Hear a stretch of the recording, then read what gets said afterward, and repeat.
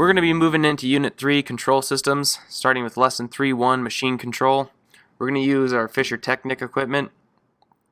The Project Lead the Way site has you run through a lot of activities with VEX, but because I don't have the exact same VEX as they do, I'm going to use the Fischertechnik for this.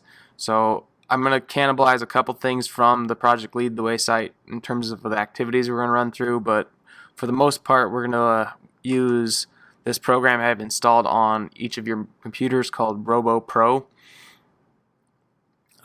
It's got it's a visual programming, but you can do some pretty interesting things with it.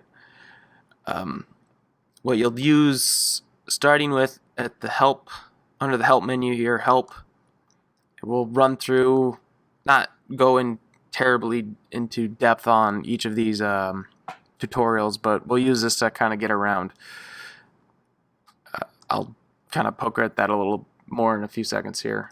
So I'm going to show you a couple of the things that we'll be using.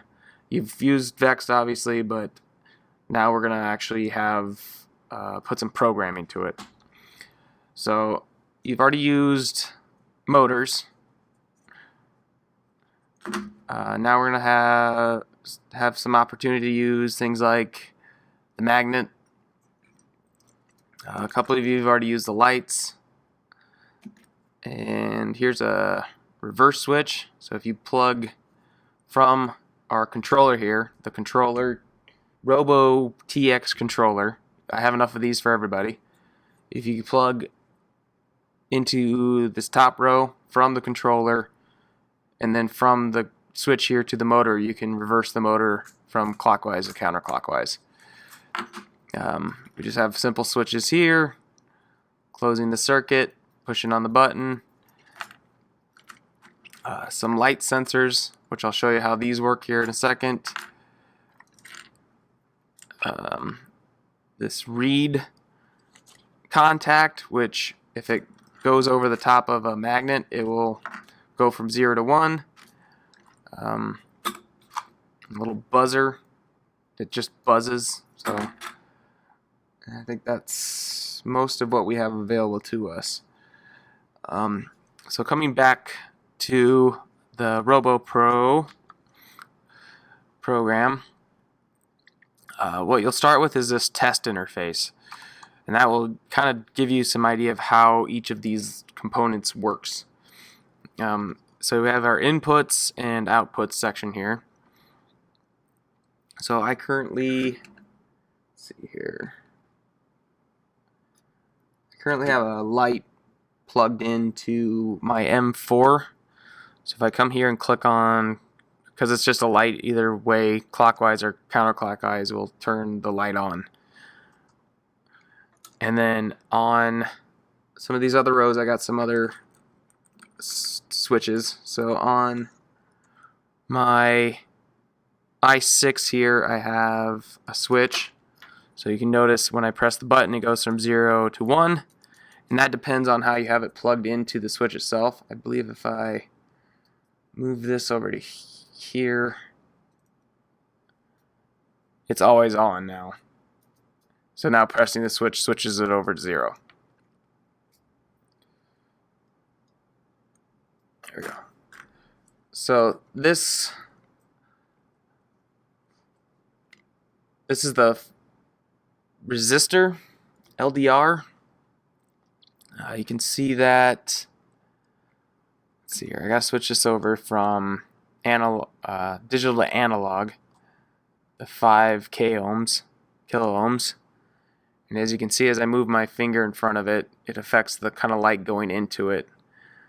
This one's a lot more sensitive than this one, which I have on I5. Same thing, switch it over to analog. This will always be at 5,000 unless I shine direct light into it. So I'm going to turn my bulb on here and shine that right into that, and you can see it drop. And I think that's kind of a good overview of how each of those works.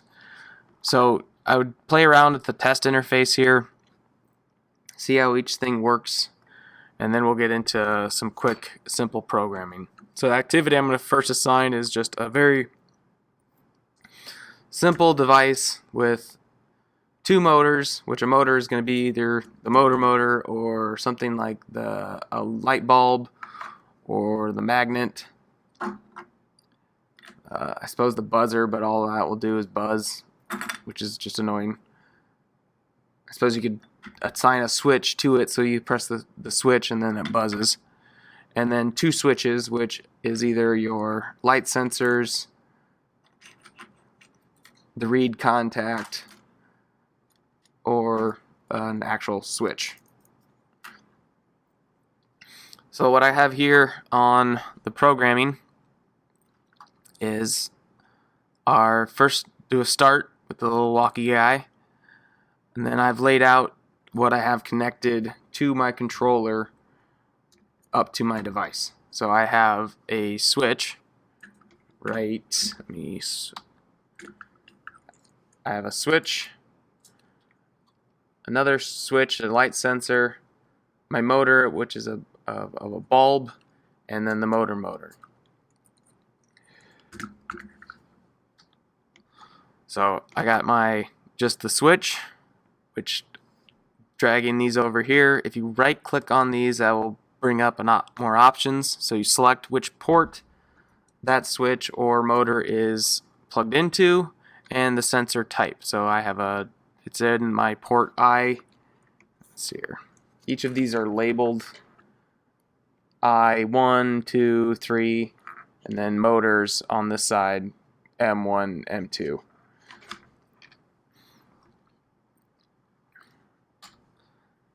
So I have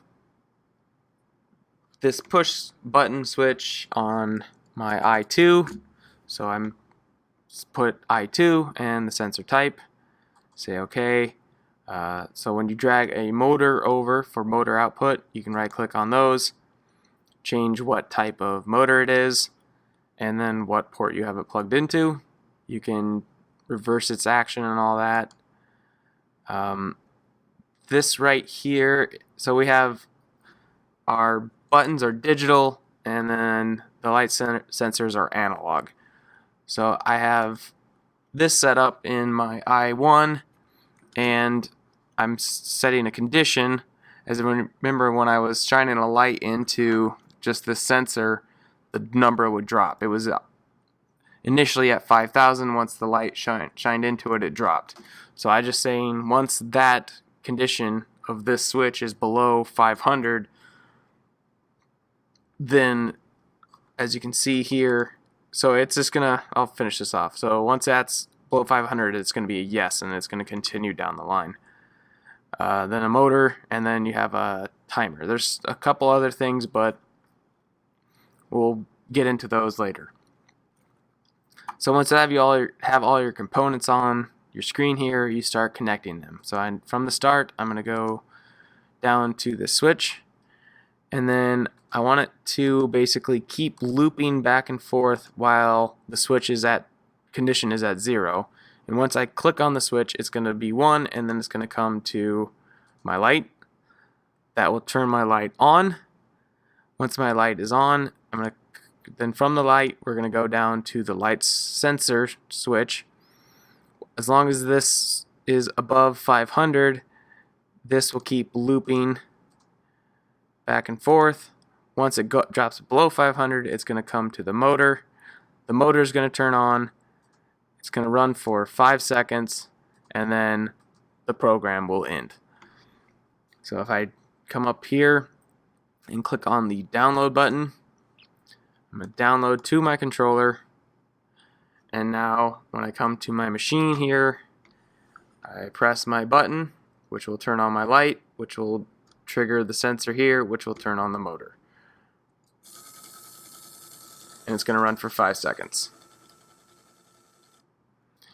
Now, if you want to restart that program, there's a button there's a little LCD screen here, and right here it says start. I click on that, the program will be, I can run the program again, press the button, does the same thing. So what I want you to do for this activity is to build a simple device like this. Don't just copy what I did. And then when you're done with it, take a video of the device running, and also just take a quick video to the program you wrote. You can use your phone. So I'll have a couple more of these videos as we get more and more complex devices and programs.